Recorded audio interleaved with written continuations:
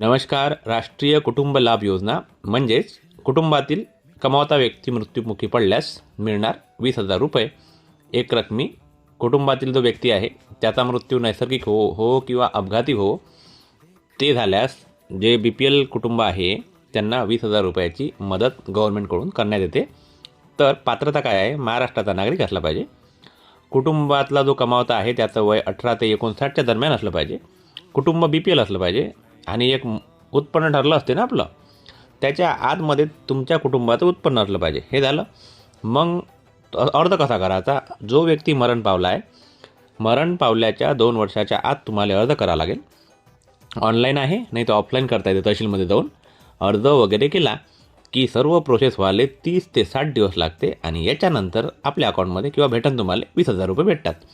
आवश्यक कागदपत्र मेन म्हणजे कमावत्या व्यक्ती जो आहे त्याचं मृत्यू प्रमाणपत्र, ओळखीचा पुरावा, आधार कार्ड, TC, दारिद्र्य रेषेखालील पुरावा हा महत्त्वाचा आहे. आणि आपला जो ग्रामसेवक असते त्यानं असं लिहून दिलं पाहिजे की हाच व्यक्ती कमवता होता, याच्यावरच कुटुंब डिपेंड होतं. धन्यवाद.